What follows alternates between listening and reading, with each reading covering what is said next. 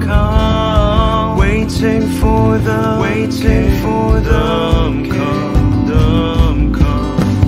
In His name, my name, my name, my name. In His name, my name, my peace.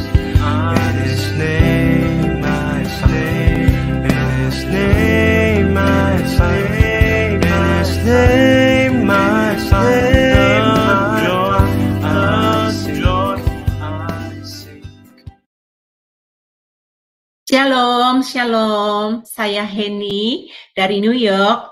Menyapa Anda, baik Bapak Ibu yang ada di Zoom maupun yang ada di live streaming ya. Saya melihat sekarang begitu online, begitu banyak yang menonton ya. Saya menyapa kalian semua yang ada di live streaming. Shalom. Bapak Ibu yang terkasih, malam hari ini kita kedatangan tamu yang sangat luar biasa yang memberkati hidup saya pribadi, yaitu Ibu Christina. Mari saya menyapa. Apa kabar Bu Christina? Shalom Bu Henny, kabar saya luar biasa baik. Amin, amin. Saya sangat diberkati dengan pelayanan Ibu dan saya sekarang belajar banyak sekali. Saya menang di dalam dan menang di luar sekarang Bu ya. Jadi saya juga mengundang Ibu untuk bisa menjadi berkat dan agar teman-teman semua yang menyimak acara ini mereka juga diberkati sama seperti saya. Karena apa Bu? Saya kan tinggal di New York. Dan saya ikut Zoom yang ada di Indonesia. Dan saya belum pernah ketemu Zoom pembelajar pembentukan karakter ya selain di VMP. Jadi makanya kita akan berbicara ke depan apa pengalaman Ibu sehingga Ibu juga kenal VMP dan Ibu sekarang sudah menjadi pembicara dan memberkati begitu banyak orang ya Bu ya. Jadi saya pribadi sangat interesting dan biar teman-teman semua juga akan menyimak acara ini, mereka juga sangat diberkati. Sebelumnya Bapak Ibu, saya akan memimpin doa pembukaan. Sebelumnya mari kita tunduk kepala. Bapa Surgawi yang kami sembah di dalam nama Tuhan Yesus, kami datang kepadamu mengucap syukur dan berterima kasih. Sebentar di Zoom Sema Adonai akan ada pemaparan pengalaman hidup dan pengajaran dari Ibu Christina Ratnaningsih ya Bapak. Bapak kami percaya urapanmu mengalir atas hambamu ini. Engkau telah memakai dia memenangkan banyak orang ya Bapak. Engkau memakai hidupnya untuk mengimpartasikan kebenaran-Mu di dalam kehidupan mereka. Dia sebagai motivator Tuhan, dia sebagai pengajar ya Bapak. Oh Tuhan, berkati hidupnya ya Bapak. Bahkan saat ini Tuhan, urapan-Mu double porsi Tuhan. Sehingga acara ini Bapak bisa Bapak membuka paradigma baru dan bisa mengajarkan bagi kami umat-Mu ya Bapak. Berkati hamba-Mu juga Tuhan yang memimpin acara ini dari awal pertengahan sampai akhir. Terima kasih Bapak, kami serahkan semuanya di dalam tangan kasih-Mu, di dalam nama Yesus kami berdoa. Haleluya, amin. Amin, ada amin. Bu, nggak mau lama-lama lagi. Ayo Bu, silakan Bu, kita serahkan kepada Ibu. Terima kasih Bu Henny. Shalom, selamat malam waktu Indonesia, Bapak Ibu semua. Mungkin beraneka waktu ya, ada yang siang, ada yang sore ya. Dan saya bersyukur diundang, ini sebuah kehormatan ya, diundang di sini untuk berbagi kehidupan dengan saudara-saudara semua. Ya, perkenalkan saya Christina Ratnaningsih, nama Jawa Muka Ambon, memang saya Jawa Ambon.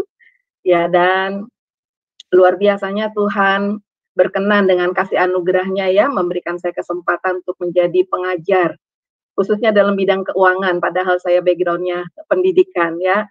Mungkin Bapak Ibu bisa melihat background, virtual background di belakang saya ini adalah mentoring ya. Kami memang ada baru tadi kelas mentoring keuangan ya, dan saya tidak bisa mendampingi mereka di breakout room, dan malam ini saya bergabung di sini untuk berbagi. Dan bukan cuma soal pengajaran, tapi kami memberitahukan ada apa ya, kalau dibilang pohon gratis kalau Zakheus mau ketemu Yesus, ada pohon gratis namanya VMP. Victory Morning Prayer, dan itu sangat berdampak bagi semua peserta di mentoring keuangan yang notabene mereka banyak terlilit hutang, ya, ketakutan, merasa tidak ada jalan keluar. Nah, malam ini di waktu Indonesia ya, saya akan berbagi sedikit pengajaran dan bagaimana kita bisa menghadapi masalah keuangan itu dengan cara yang benar ya, dengan kekuatan keteguhan. Saya langsung share screen saja Bu Heni ya. Iya, silakan Bu. Oke, baik. Ya. Semoga sudah terlihat kan? Iya, sudah kelihatan Ibu.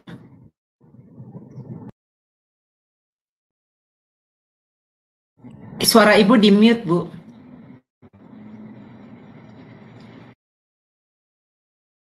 Oke, ya tadi sedikit gangguan. Ya, tema yang saya mau bagikan kepada Bapak Ibu kita semua adalah sedikit menjadi banyak.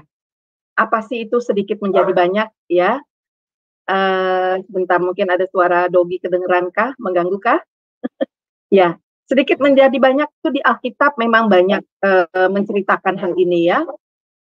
Banyak kisah yang meneguhkan hukum sedikit menjadi banyak. Ya, ada janda di Sarfat ya, di kitab 1 Raja-Raja 17. Lalu kemudian ada kisah janda dan hutang juga di 2 Raja-Raja 4 ya, dan kemudian ada kisah juga 5 roti 2 ikan ya di Yohanes 6.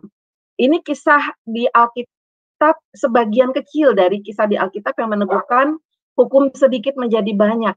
Sedikit berkat yang dimiliki saat itu, tetapi karena mereka taat, mereka mau melakukan bagian mereka, ada berkat Tuhan menjadi banyak. Nah, masalahnya hukum sedikit menjadi banyak ini bukan berlaku pada berkat saja, tapi juga pada masalah keuangan, ya.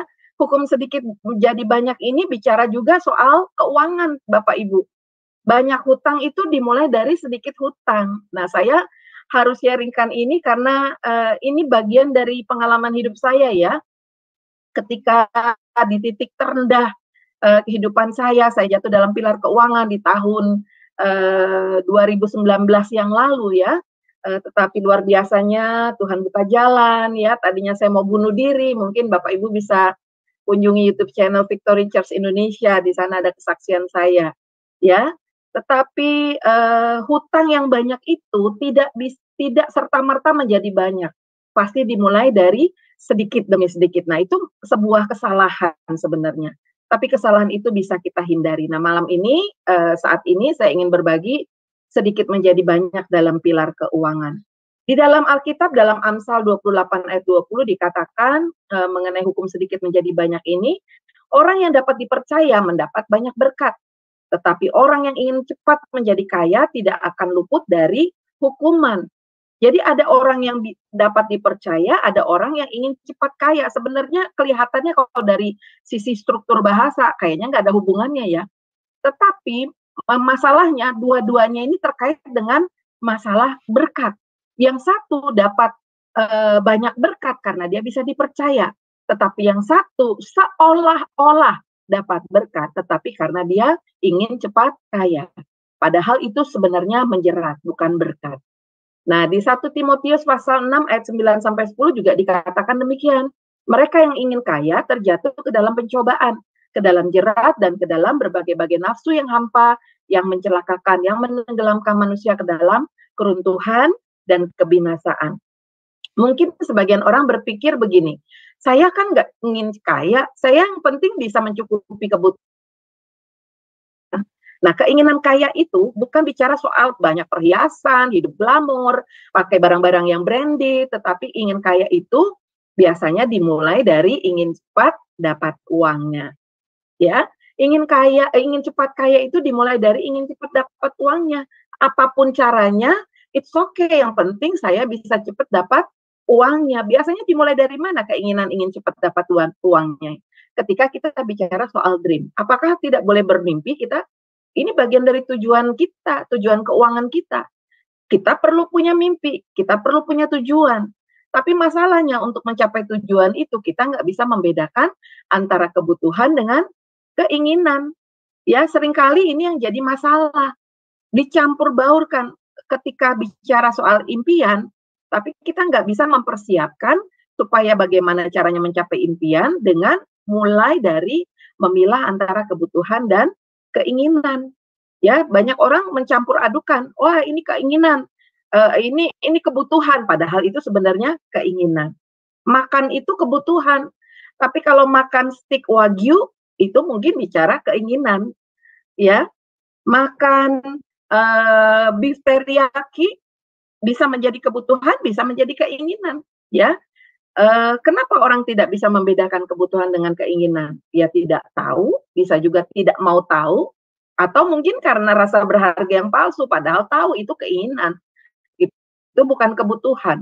Tapi karena dia ingin membangun penampilan, ingin membangun apa kata orang tentang saya, akhirnya dia tutup mata hatinya, dia anggap ini dia lakukan aja semua, pakai uangnya untuk mencapai apa yang dia inginkan. Apa bedanya kebutuhan dengan keinginan? Ya, kebutuhan itu bersifat objektif, tidak bisa ditunda. Itu menyangkut kelangsungan hidup dan lebih mengutamakan fungsi. Ya, anak sekolah itu sebuah kebutuhan, bukan keinginan. Anak bersekolah itu kebutuhan. Tapi kalau keinginan apa? Sifatnya subjektif, ya. Setiap orang bisa berbeda-beda. iPhone dengan handphone, ya.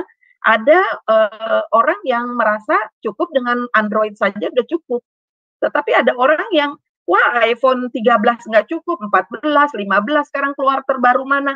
Rasanya kok yang nggak bisa ya kalau nggak pakai yang terbaru. Nah itu sifatnya subjektif. Ya, kecuali kalau YouTuber, ya influencer, mungkin dia perlu device, handphone, media yang bisa mendukung aktivitasnya. Nah, keinginan itu sifatnya subjektif, bisa ditunda, tidak mempengaruhi kelangsungan hidup, mengutamakan kepuasan, ya, mengutamakan oh ya udah tercapai keinginan itu sudah, nanti berganti lagi keinginan yang lain. Ya, itu sifatnya subjektif, tiap orang bisa berbeda-beda. Saya dulu memulai impian saya karena kondisi ya, ketika rumah masih kecil, tipe 36, lalu kami suami istri sama-sama bekerja, lalu kemudian bertambah jumlah anggota keluarga, anak dari 1, kemudian 2, kemudian 3, lalu kemudian tambah lagi dengan pembantu ya, asisten rumah tangga, mau tidak mau harus ada rumah yang lebih besar. Akhirnya kami berhutang. Hutang cicil beli lahan kafling sebelah, cicil kredit bank untuk renovasi rumah. Nah, berjalannya waktu, biaya hidup mulai bertambah, anak-anak makin besar, butuh biaya pendidikan, lalu kemudian kendaraan, ya nggak cukup motor, harus tambah lagi, kebutuhan makin bertambah. Ketika kebutuhan bertambah, tapi kita tidak mempersiapkan keuangan kita, ketika anak-anak masih kecil, kita nggak bisa membedakan kebutuhan dengan keinginan, akhirnya masalahnya akan menjadi makin rumit, masalah keuangan. Apalagi dengan pola pikir begini, nggak apa-apalah sekali-sekali pinjam dari bank, kan saya lagi butuh. Semua orang juga punya utang kok, tenang aja gitu. Utang bikin gairah hidup bertambah. Waduh, ini prinsip dari mana ya? Tapi ternyata yang terjadi adalah seperti ini, saudara. Ketika saya ingin cepat dapat uang, ya, kami kompromikan dengan keluarga, lalu kita sekolahkan SHM rumah kami yang tipe 36 tadinya untuk dapat kredit dari bank. Kita pinjaman beragunan, lalu ketika udah dilunasi, mulai lagi karena polanya bisa kok, bisa ditangani. Akhirnya mulai mengajukan kredit tanpa agunan. Ada yang menawarkan kartu kredit, padahal kami tidak memerlukan kartu kredit pada saat itu. Saya apply gitu ya, mengajukan kartu kredit. Lalu akhirnya ketika cicilan semuanya bergerak, bertambah, bunga makin bertambah, akhirnya saya melakukan namanya pinjaman online. Hari seperti ini, di zaman seperti sekarang ini di Indonesia, pinjaman online sedang marak. Ya, banyak orang yang sampai akhirnya stres, bunuh diri, ya. Terakhir itu viral kasus pinjol ada kami, ya. Ketika tidak ada lagi kemampuan untuk membayar, semua gagal bayar, kita dikejar debt collector dan saya termasuk di sana di 2019, saya udah nggak sanggup bayar gitu, ya, sampai kena teror ya, karena 2 bulan berkenalan dengan pinjol, di 2 bulan itulah mulai betul-betul keterpurukan, gali lubang, tutup lubang, hanya untuk membayar pinjol, karena bunga pinjol itu luar biasa tinggi. Tapi karena waktu itu sudah kepepet, ya, sudah ingin dapat cepat, akhirnya tetap aja dilakukan seperti itu, ya, untuk mencukupi kebutuhan sehari-hari. Ya, dan banyak orang ternyata juga melakukan cara pintas gitu ya. Ada yang pakai judi online, ya, ada yang pakai jimat uang. Ini banyak sekali kalau di marketplace di marketplace yang ada di Indonesia ya. Sampai ada jualan-jualan seperti ini, jimat uang untuk pengusaha-pengusaha supaya laris manis perusahaannya. Ada juga yang bolak-balik menawarkan investasi padahal bunganya sangat tidak logis dan tidak legal. Akhirnya kena hutang karena investasi bodong. Ya, belum lama robot trading, lalu ada investasi lagi viral blast, ada lagi yang terakhir ini investasi bodong memiles yang ini menjerat banyak anak-anak muda, orang muda ya, mahasiswa. Sampai seperti itu. Ya karena apa? Karena banyak orang yang pengen cari cara yang cepat. Nah, masalahnya adalah kalau sudah terjerat utang kayak saya 2019 ya, saya sudah berdoa tapi utang saya banyak sekali, saya takut. Masalahnya memang utang nggak bisa ditengking. Utang itu harus dihadapi dengan cara yang benar. Bagian kita adalah minta kekuatan Tuhan, tanya Tuhan apa yang harus saya lakukan dan pelajari kehendak Tuhan lewat firman Tuhan. Ya, nah malam ini saya mau berbagi tiga prinsip ya. Bagaimana supaya kita bisa benar-benar mengalami yang namanya udah dari hidup minus akhirnya menjadi diberkati ya, menjadi tidak berkekurangan, kita tidak menjadi beban bagi orang lain, kita menang secara finansial ya. Nah, 3 hal ini yang saya mau bagikan. Yang pertama, hidup berdasarkan apa yang Tuhan katakan.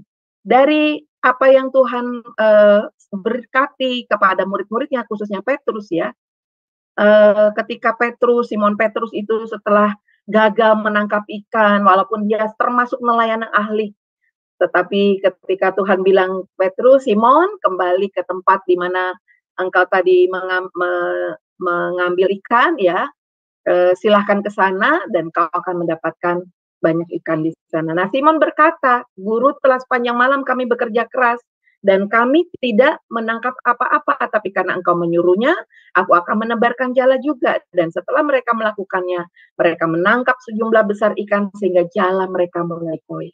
Tadinya tidak mendapatkan apa-apa, tadinya merasa gagal, tapi karena mereka menuruti perintah Tuhan, Simon menuruti perintah Tuhan. Karena engkau yang menyuruhnya, aku akan menebarkan jala juga.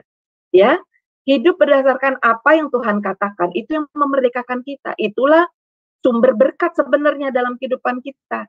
Ketika kita hidup dalam perintah-perintah Tuhan. Ya, hidup dari apa yang Tuhan katakan itu yang dialami oleh janda di Sarfat, janda dengan anaknya yang ketika harus diambil akan dijadikan budak oleh para krediturnya. Ini janda yang di dua raja-raja ini adalah istri seorang nabi ya, ketika suaminya meninggalkan hutang begitu banyak. Tapi karena mereka mau taat melakukan apa yang diperintahkan Tuhan melalui nabi ya, nabi yang diutus Tuhan, Nabi Elia, Nabi Elisa, mereka sendiri yang mengalami dari sedikit menjadi banyak ya, bahkan dari minus mereka jadi berkecukupan. 5 roti dan 2 ikan ketika dibandingkan dengan 5.000 orang laki-laki, belum termasuk anak-anak dan wanita ya, tapi ternyata bisa sisa 12 bakul. Kelihatannya tidak bisa masuk dalam logika kita, tapi kalau Tuhan sudah berkati, itu tidak ada yang mustahil ya. Jadi hidup dari apa yang Tuhan katakan itu memang menjadi bagian, menjadi jalan, menjadi cara bagaimana kita bisa menikmati berkat Tuhan. Ya, Mazmur 1 ayat 1 sampai 3 udah jelas mengatakan demikian. Berbahagialah orang yang tidak berjalan menurut nasihat orang fasik, yang tidak berdiri di jalan orang berdosa, tidak duduk dalam kumpulan pencemooh, tetapi yang kesukaannya ialah Taurat Tuhan dan yang merenungkan Taurat itu siang dan malam. Sudahkah kita menjadikan firman Tuhan itu sebuah kesukaan atau rutinitas? Merenungkan firman Tuhan itu menjadi sebuah kesukaan atau masih rutinitas dan terpaksa? Ya, kalau masih di ranah seperti itu, kita belum bisa menikmati, ya. Tapi ketika kita sudah masuk ke dalam ranah suka dengan firman Tuhan dan merenungkan firman itu siang dan malam. Ya, ia akan seperti pohon yang ditanam di tepi aliran air, yang menghasilkan buahnya pada musimnya dan tidak layu daunnya. Apa saja yang diperbuatnya berhasil. Banyak orang ingin apa saja yang diperbuatnya berhasil, tapi tidak semua orang tahu cara yang benarnya. Nah, kebenaran firman Tuhan ini menjadi resep, ya, menjadi cara, sebuah rahasia yang bisa kita lakukan, ya. Tuhan sudah menyediakan berkatnya ketika kita menyukai perintah Tuhan. Ya, yang pertama, hidup berdasarkan apa yang Tuhan katakan. Yang kedua, gimana caranya ketika kita lihat, mengalami, menyadari bahwa ternyata lebih banyak hutang daripada pendapatan. Ya, yang kedua, selesaikan hutang dengan cara yang benar. Ya, jangan sampai kita tidak setia dengan harta orang lain. Ketika kita berhutang, ada harta orang lain yang kita pakai. Karena itu, Mazmur 37 ayat 21 mengingatkan orang fasik meminjam dan tidak membayar kembali. Ya, jangan sampai kita hidup di bawah kutuk orang fasik. Sudah minjam, sudah berutang, tapi kabur, nggak mau kembaliin. Yang ngemplang istilahnya kalau kami di Indonesia, ya. Jangan sampai seperti itu, kita bawa-bawa kutuk orang fasik. Nah, tetapi orang benar adalah pengasih dan pemurah. Kita mau hidup sebagai orang benar atau orang fasik? Karena kita sudah ditebus Kristus, kita sudah dibayar dengan harga yang mahal, kita sudah dibenarkan, roh pribadi kita sudah sempurna. Ayo, sekarang kita ambil keputusan. Ya, kalau saya ada hutang, saya mau selesaikan dengan cara yang benar. Cuma masalahnya, hutang saya udah kebanyakan, sudah lebih besar daripada income. Nah, ada caranya. Ya, kami di mentoring keuangan selama 6 bulan kurang lebih, kelas-kelas Zoominar kami dan juga di dalam grup WA, ada latihan-latihan harus mereka kerjakan, ada yang dikirim di email, ada yang dikirim di grup WA, mereka harus lakukan. Ya, supaya apa?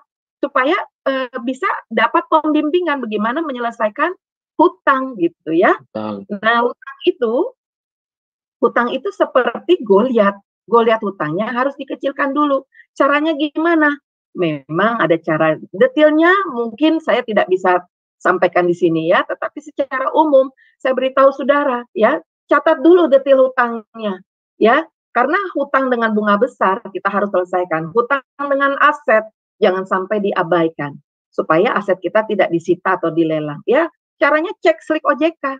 Baki debit kita, sisa utang kita berapa? Kalau di Indonesia namanya slik OJK ya. Kalau di luar negeri saya kurang tahu ya. Mungkin Bu Heni nanti bisa bantu melengkapi ya. Kalau di Indonesia namanya slik OJK, Sistem Layanan Informasi Keuangan Otoritas Jasa Keuangan. Ya, ini seperti BI checking kalau di Indonesia.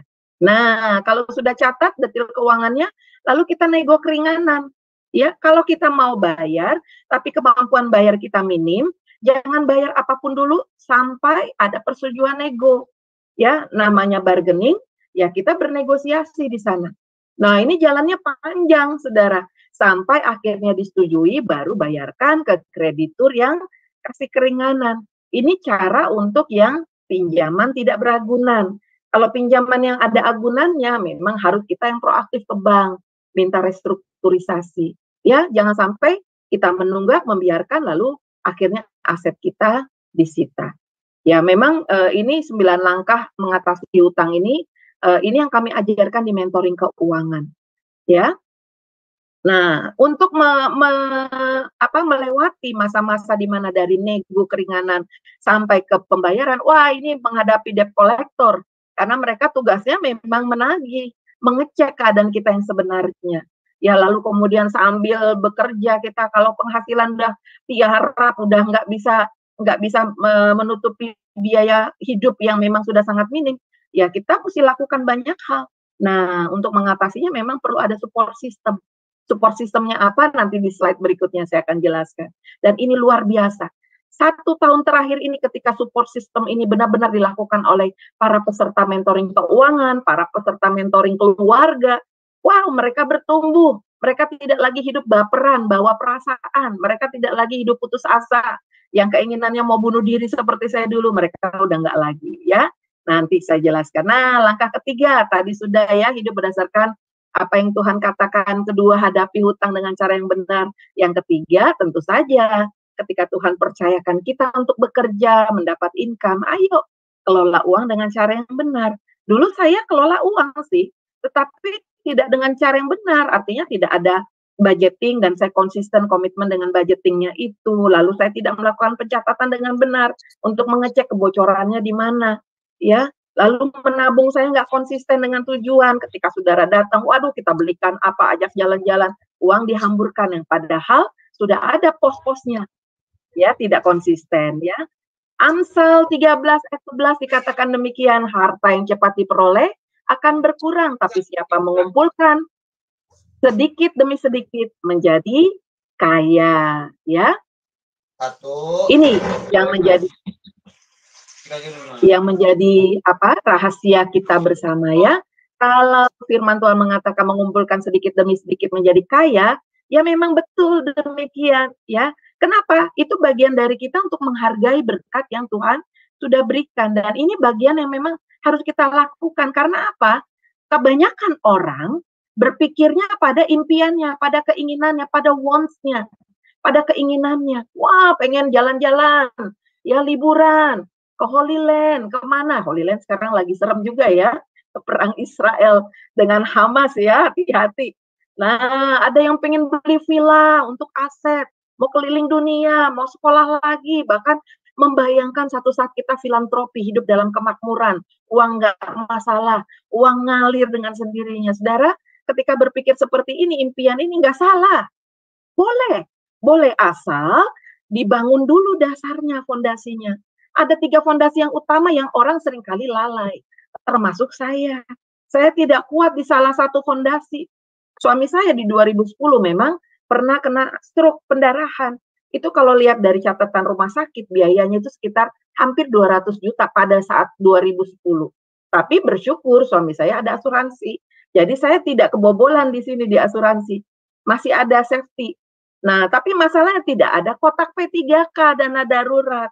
Jadi ketika saudara datang, ada kebutuhan mendadak, adik-adik mau disekolahkan, tinggal di rumah, ya biaya hidup makin bertambah, tidak ada lagi dana darurat. Padahal dana darurat ini harusnya disiapkan 3-6 kali biaya hidup kita per bulan. Nah, biaya hidup udah diatur, tetapi kotak P3K, pertolongan pertama pada keuangan tidak disiapkan. Nah, ini bisa bocor di sini. Sulit membangun impian di atas kalau fondasi tidak stabil. Ya, orang mengagumi bangunan yang di atas tanah kan, tapi nggak mungkin orang bisa tahu fondasinya itu seberapa bagusnya. Ya, tapi makin bagus, makin keker, makin tinggi bangunan di atas tanah itu berdiri, itu pasti fondasinya makin kuat. Demikian juga keuangan kita. Makanya perlu ada dibangun ini. Makanya perlu ditabung. Ya kumpulkan sedikit demi sedikit, diatur. Uang yang ada diatur untuk biaya hidup. Biaya hidup nggak boleh dari hutang, harus dari income. Nggak boleh dari utang. Dari gesek kartu kredit, gesek tunai. No. Ya, gesek kartu kredit itu saya nggak anti. Kartu kredit itu alat bayar, bukan alat berutang. Itu untuk cashless. Ya, kalau tidak bawa uang tunai, mengurangi pembawaan uang, bawa uang tunai, pakai kartu kredit silakan. Tapi bayar sebelum jatuh tempo, jangan jadi alat berhutang. Untuk memenuhi kebutuhan dasar nggak boleh dari hutang, harus dari income. Lalu kotak P3K, tabung, sisihkan dari income kita. Ya, jadi cara menghitungnya kalau banyak hutang bagaimana? Ya, seperti ini. Ya, ini yang saya praktekkan waktu saya diajar oleh mentor saya. Ya, saya dan suami diajar sama mentor saya. Ya, Pak Juhono waktu itu. Ya, kami atur income, 10% giving, 20% saving, 30% untuk loan payment. Kalau belum ada jawaban persetujuan, ini simpan dulu peluru dana. Nanti kreditur mana yang udah kasih keringanan bayar pokok atau keringanan cara membayarnya dengan cicilan tanpa bunga, nah baru ambil dari ini, dari loan payment tabungannya. Lalu 40% ya biaya hidup. Kalau tidak ada hutang, pakailah 30% dan 40% ini untuk biaya hidup. 10 dan 20% ini benar-benar harus sisihkan, jangan sisakan. Ya, 10% ini udah prinsip di kitab Maleakhi, ya kita sebagai anak-anak Tuhan. Ini cara kita merespon, ya, merespon berkat Tuhan, merespon apa yang Tuhan sudah berikan bagi kita, ya. Lalu 20% ini pakai prinsip yang Tuhan ingatkan Yusuf. Waktu di masa kelimpahan, Tuhan ingatkan Yusuf 1/5, 1/5 dari hasil panen gandummu harus disimpan dalam lumbung untuk menghadapi masa 7 tahun kelaparan. Ya, 1/5 berarti 20%. Ini disimpan. Ya, selebihnya silahkan digunakan. Nanti kalau dana darurat 3-6 bulan udah tercukupi, bagus, nabung lagi tetap. Tapi buat investasi. Kalau kita mau mempercepat impian kita, ya jangan pakai tabungannya disimpan, uangnya di tabungan. Kalau saya istilahnya celengan ayam ya. Kalau di Indonesia itu kan ada dari tembikar, tanah liat dibikin ayam-ayaman. Jangan nabung situ, nggak dapat apa-apa. Uang kita malah nilainya bisa menurun karena inflasi. Ya, jadi taruh di investasi kalau sudah mencukupi dana daruratnya. Karena investasi itulah yang bisa mengalahkan inflasi. Inflasi 8% loh, kurang lebihnya. Kalau di Indonesia ya, investasi 12%. Ya, jadi kalau simpan dana darurat, kalau sudah selesai dana daruratnya, jangan sampai stop menabung. Sisihkan untuk investasi. Nah, mengelola keuangan juga ada. Kami menamakannya anggaran rumah Kristus. Ya, ini singkatan nih, rumah, utilitas, makanan, food ya, anak, hiburan, entertain, kesehatan, rupa-rupa, investasi, sandang, transportasi, utang, sosial. Ini termasuk di dalamnya ini perpuluhan silakan. Jadi totalnya kalau dijumlah ini 100% income karena ada sisihan ini investasi bisa ya aset. Ini masuk tabungan di sini juga. Ya, jadi kita mesti buat pos-pos anggarannya dan komitmen di sana. Berapa besarnya? Ya, setiap bulan kita atur. Penghasilan yang tidak tetap bagaimana? Bisa kok. Hitung aja rata-rata 3-5 bulan. Kita dapat income berapa dari ketidaktetapan itu. Rata-rata itu yang menjadi dasar untuk kita menganggarkan kebutuhan kita sehari-hari. Ini biaya hidup, ya. Nah, prinsip ini kita lakukan untuk mempraktekkan apa yang dikatakan di Amsal 21 ayat 5. Rancangan orang rajin semata-mata mendatangkan kelimpahan, ya, tetapi setiap orang yang tergesa-gesa hanya akan mengalami kekurangan. Siapa itu orang yang tergesa-gesa? Bukan karena buru-buru naik bus ya, atau naik kereta, tetapi orang yang tergesa-gesa itu yang menggampangkan, udahlah, nggak apa-apalah, flow like water ya, padahal air itu mengalir ke tempat yang lebih rendah. Jangan sampai kita pakai prinsip begitu, jangan tergesa-gesa, duduk tenang, nyusun anggaran, budgeting kalau pasangan suami istri, ayo sama-sama, terbuka soal income yang ada, pengeluarannya diatur, siapa yang pintar mencatat, yang disiplin mencatat, catat bagiannya, bagiannya adalah mencatat keuangan keluarga, lalu kemudian report sama-sama, kasih pasangannya laporannya, ya supaya terbuka, terang benderang. Inilah rancangan orang rajin. Pasti akan mengalami kelimpahan. Kalau firman Tuhan itu berkata mengalami kelimpahan, itu ya dan amin. Ya, mengalami kita berkat yang berkelimpahan itu pasti terjadi. Nah, dalam melakukan proses 3 ini, ya, kami biasanya ada tetap dalam support system supaya bisa menjaga komitmen dan konsistensi. Ya, ada mentoring, memang kami lakukan terus. Saat ini sedang berjalan, angkatan 9, pesertanya sekitar 129 orang. Ya, kalau di total dari angkatan pertama tuh sekitar 800-an orang, ya, 834 orang. Ini juga termasuk ada yang mentoring keluarga. Nah, kami juga ada ini satu hal yang memang benar-benar sangat memberkati dan kami sendiri surprise ya. Begitu luar biasanya ketika mereka yang berkesusahan dalam hal keuangan, dalam keluarga, mereka mencari Tuhan sungguh-sungguh dan menemukan Tuhan. Wah, itu luar biasa dampaknya. Ya, saya coba akan sharekan ya, salah satu kesaksian dari peserta yang mengikuti Victory Morning Prayer, dan peserta ini memang punya hutangnya ratusan juta, hampir 1 miliar ya. Dia mantan general manager dari satu perusahaan. Ya, saya coba stop share. Saya coba sharingkan videonya. Ya, sebentar. Sudah terlihat gambarnya, Bu Heni? Saya ini Bu, sudah kelihatan. kerja, cari uang, tapi nggak cari Tuhan. Tuhan menyadarkan saya, uang itu bisa sewaktu-waktu Tuhan ambil begitu saja, dan akhirnya hidupnya pakai utang, numpuk akhirnya utangnya. Nah, giliran nggak bisa bayar, pusing. Baru ketemu PMC inilah. Gitu. Saya sangat terberkati, terima kasih sekali dengan Rumah Kristusnya, itu membantu saya membuat satu pola manajemen pribadi. Dan ternyata itu sangat membantu saya. Masalah penanganan hutang, yang 9 cara penanganan jalanin aja, yang 5 batu licin ikutin aja, berkat Tuhan itu kita nggak duga. Banyak sekali saya dapat keringanan sampai saya kewalahan. Satu berkat Tuhan lain yang debt collector begitu galaknya, uang saya belum ada, saya tidak duga-duga, tiba-tiba dia balik WA, sudah saya talangin dulu ya Pak. Jadi debt collector yang biasanya nagih, tiba-tiba bayarin utang saya. Waktu Tuhan itu nggak bisa dimengerti, tapi saya tahu endingnya baik buat saya.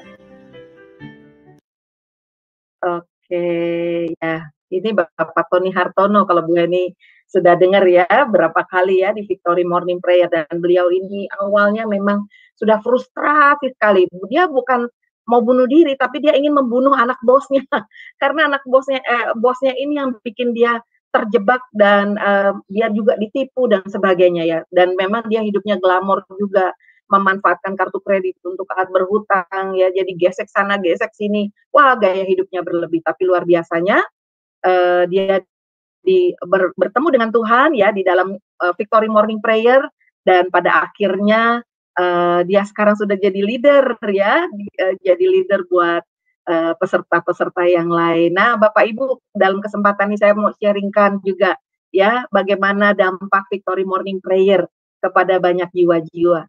Ya, saya coba share. Saya ini orangnya money oriented. Oke, saya skip dulu.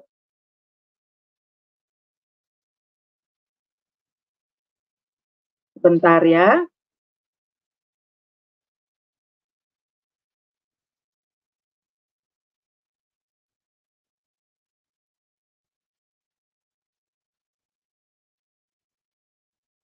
Iya.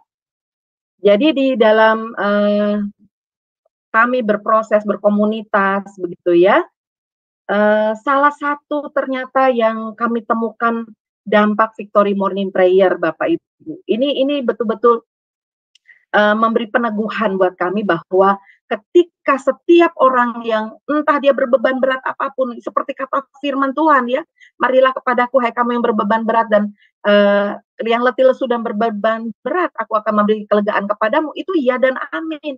Jadi ini seperti apa ya? Seperti seorang perempuan sakit pendarahan yang sedang menjamah ujung jubah Yesus. PMP ini seperti ujung jubah Yesusnya. Ya, dan yang menyembuhkan, yang menolong mereka, menguatkan mereka adalah ketika mereka bertemu dengan Tuhan sendiri.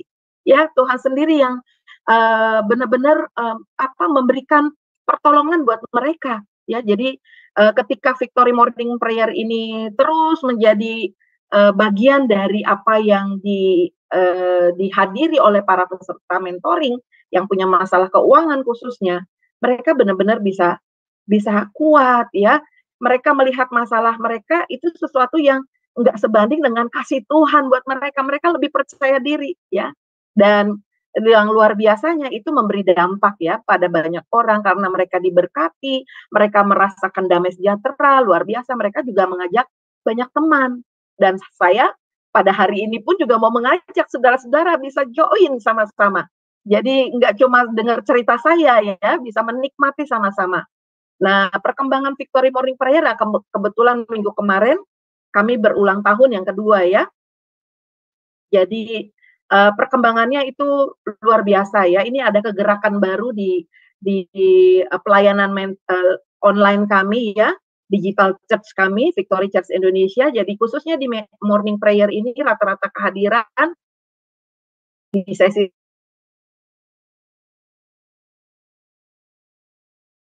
jadi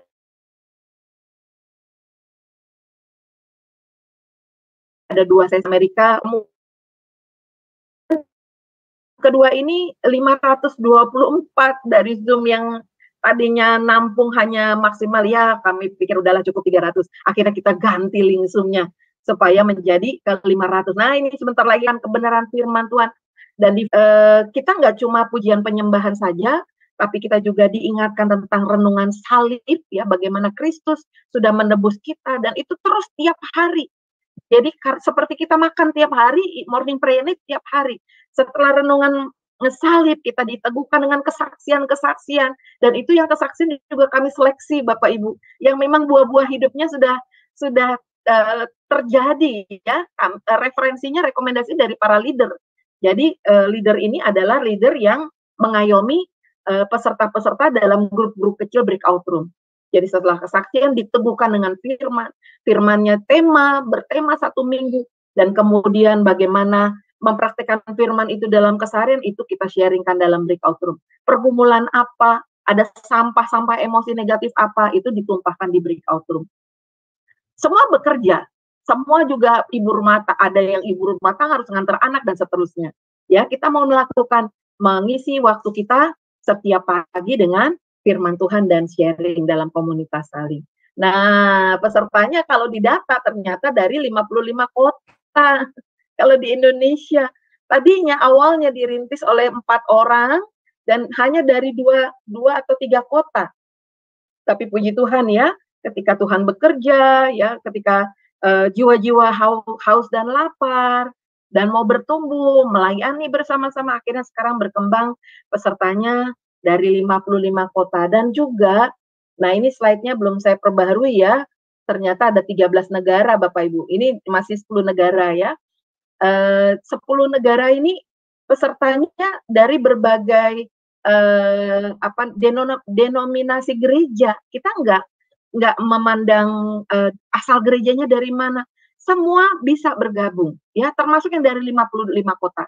Ya, ini bagian dari support system yang saya mau encourage Bapak Ibu, saya mau undang Bapak Ibu kalau memang bisa menyempatkan waktu ya, kita belajar menyediakan waktu untuk bisa join bersama-sama. Dan ini juga support system yang kami yang melayani di mentoring keuangan, mentoring keluarga, ini benar-benar menjadi kekuatan buat para peserta, murid-murid mentoring kami. Ya, jadi demikian sharing saya. Maaf waktunya cukup banyak yang tersita ya. Sedikit menjadi banyak dalam pilar keuangan. Dari sedikit hutang menjadi banyak hutang, kita mau ganti ya. Dari sedikit berkat karena kesalahan kita, tapi akan menjadi banyak ketika kita mau hidup benar. Caranya hidup berdasarkan apa yang Tuhan katakan. Kalau memang kita ada loan payment yang harus dibayarkan, ayo selesaikan hutang dengan cara yang benar. Lalu yang ketiga, kelola uang dengan cara yang benar juga. Tuhan Yesus memberkati kita semua. Salam kemenangan. Silakan Bu Heni. Wow, luar biasa Ibu, terima kasih banyak. Saya diberkati kembali dengan pengajaran ini ya. Saya berkata wow, luar biasa ya. Saya percaya banyak orang yang sedang mengikuti acara ini saat ini pasti sangat diberkati, dan saya meminta kepada saudara-saudara yang terkasih, sharekan videonya, bagikan kepada saudara-saudaranya supaya mereka juga menerima berkat sama seperti Anda menerima berkat ya. Untuk lebih lanjut Bapak Ibu tetap stay bersama kami, karena apa? Kita akan berdiskusi dengan Ibu Christina. Jadi kalau ada Bapak Ibu ingin bertanya, pertanyaan, silakan bertanya, nanti dikasih waktu. Nah, sebelumnya kita akan meminta Ibu Aling untuk mempromosikan acara-acara sepekan buat Sema Adonai. Dipersilakan. Baik, terima kasih Bu Heni. Baik, pada Bapak Ibu yang kasih dalam Kristus, saya akan bacakan acara-acara channel Sema Adonai seminggu ke depan dan juga channel-channel yang relay ke YouTube. Baik, dimulai besok hari Kamis 19 Oktober 2023 di jam 18.00 waktu Indonesia Barat di Sema Adonai akan ada ibadah Pondok Daud. Selanjutnya di hari yang sama di pukul 20.00 waktu Indonesia Barat di Sema Adonai akan kembali ada kelas pembelajaran firman dengan judulnya adalah Kebodohan sebagai Musuh Iman. Ini diambil dari Kisah Para Rasul 8 ayat 26 sampai 40, dan yang menjadi narasumbernya adalah Pendeta Daniel Palungan dan moderatornya adalah Ibu Aling, saya sendiri. Selanjutnya di hari Jumat 20 Oktober 2023 di jam 19.00 waktu Indonesia Barat di Sema Adonai akan ada kembali kelas pembelajaran firman dengan materi pelajaran Kristologi seri ke-8. Temanya adalah keberadaan Yesus pra-inkarnasi. Dan yang menjadi narasumbernya seperti biasa adalah Pendeta Daniel Palungan dan moderatornya adalah Ibu Aling. Selanjutnya di hari yang sama, di jam 21.00 waktu Indonesia Barat, di Sema Adonai masih ada kelas pembelajaran terakhir dengan materi pelajaran sejarah penebusan buku seri ketiga. Temanya adalah penghapusan generasi pertama, periode pertama silsilah Yesus Kristus. Dan yang menjadi narasumbernya seperti biasa, Pendeta Yudi Lengkong, MDiv, dan moderatornya adalah Ibu Heni. Selanjutnya di hari Sabtu 21 November 2023 di jam 19.00 waktu Indonesia Barat, di Sema Adonai akan kembali ada kelas pembelajaran firman dengan tema Heaven Not Have Fun. Yang akan menjadi narasumbernya adalah Bang Nafapai dan moderatornya adalah Ibu Aling. Dan di hari yang sama juga, di jam 21.00 waktu Indonesia Barat, masih ada kelas pembelajaran firman yang terakhir.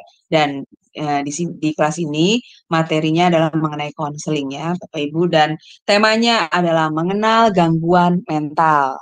Nah ini bagus ya Bapak Ibu untuk kita ketahui dan pelajari. Dan yang menjadi narasumbernya seperti biasa, Pendeta Dedi Kurniawan MTH dan moderatornya adalah Ibu Heni.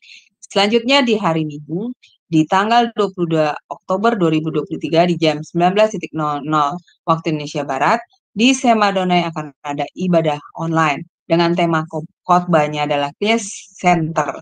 Dan yang menjadi narasumbernya adalah Pendeta Suryani Watimena Demin.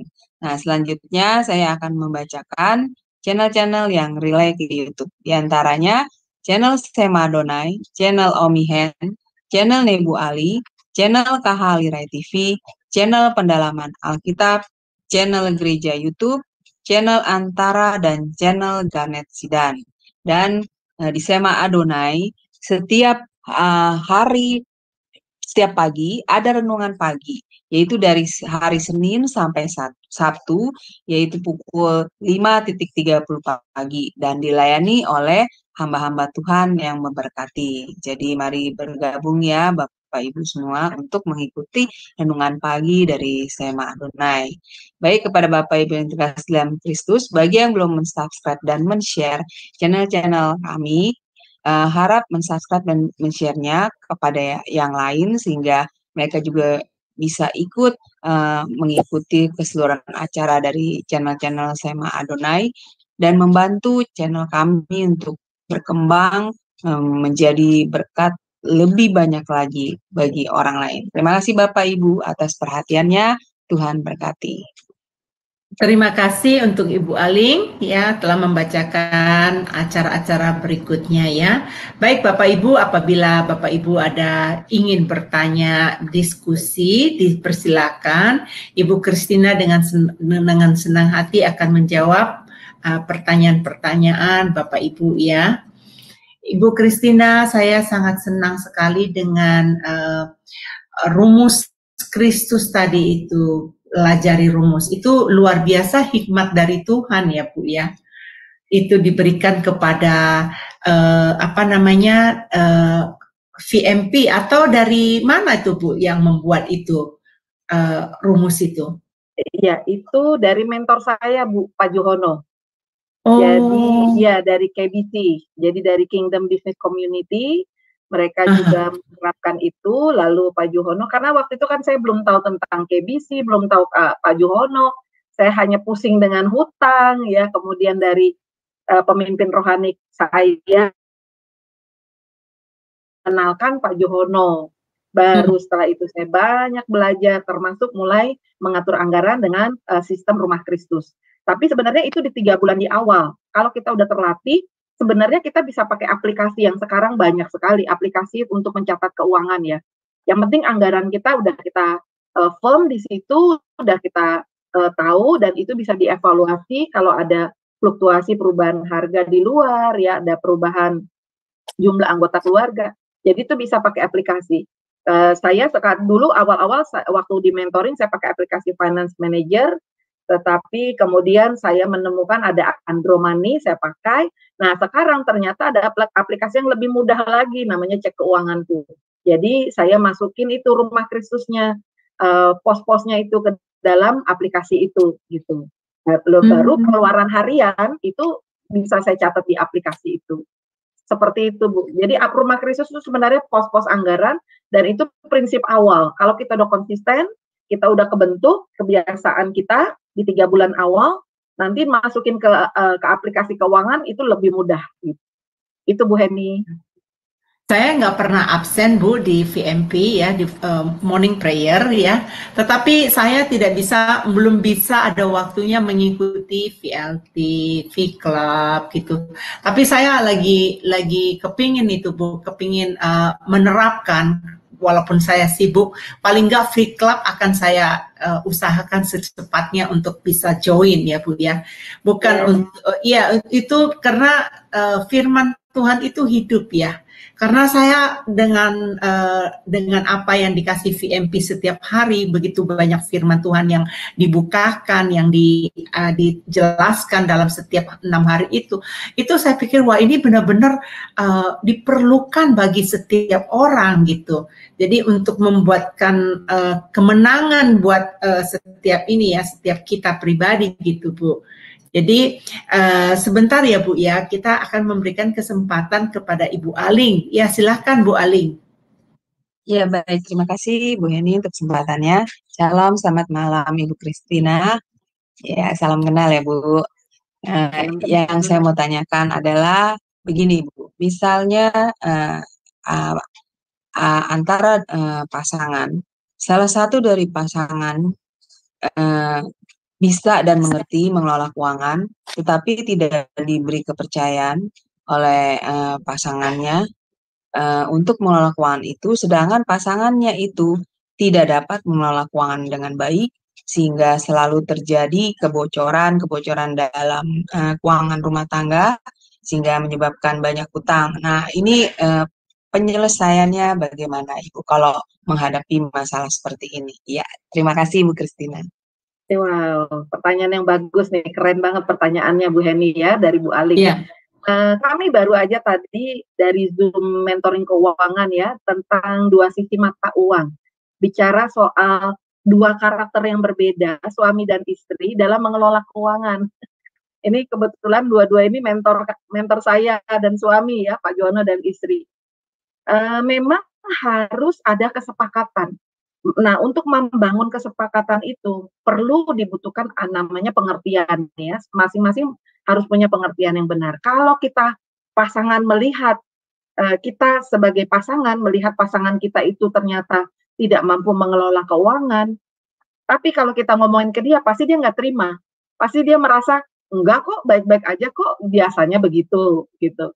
Kita yang tahu mengelola keuangan, kita melihat pasangan kita nggak bisa, lalu pasangan kita tidak mempercayakan kita untuk mengelola. Nah, ini berarti kan ada gap, ada pemisah. Ya, memang ini harus diupayakan supaya dibangun kesepakatan. Nah, itu memang ada fase-fasenya tuh Bu Aling. Nggak bisa diterobos begitu aja. Langsung, Pak, nggak bisa Pak, aku begini terus. Jadi memang dari kita istri harus baca dulu ini ya, mengenali dulu bagaimana bahasa cinta suami kita gitu ya, kita kenali supaya kita bisa memenangkan hatinya dulu. Ya, menangkan hatinya, baru kemudian biasanya pria itu kan lebih ke logis ya, ke fakta, logika.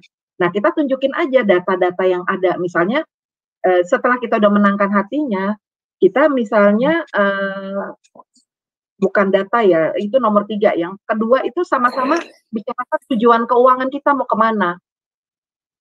Apalagi kalau dua-dua bekerja.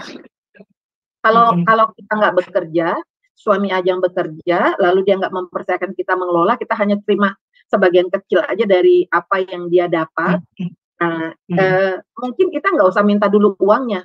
Kita bilang aja, Pak, ke depannya nih 2 tahun ke depan, misalnya dari jangka pendek dulu, jangka pendek, jangka menengah, atau jangka panjang, itu dibicarakan, Pak, 2 tahun ke depan nih, 1 tahun ke depan kita mau apa dengan keuangan kita. Nah, itu bicarakan. Ya, jadi nggak usah utik-utik, gaji papa kemana sih gitu. Kok kasihnya ke mama begini, tapi ada utang sana, ada debt collector nelpon, ini gimana sih gitu ya. Jangan Betul, Bu, ya. diri. Itu bicara harga diri pria gitu ya. Nah, dari bicara sama-sama tentang tujuan, itu biasanya bisa terangkat tuh pria. Nah, kita bisa bilang, "Pak, ini kalau kita udah sepakat nih, tahun depan kan si kecil udah masuk ke sekolah, berarti butuh dana sekian nih. Mama udah ngumpulin info nih dari sekolah A, B, C gitu. Jadi ini data, ini yang ketiga. Kita ngumpulin data untuk kita bicarakan gitu.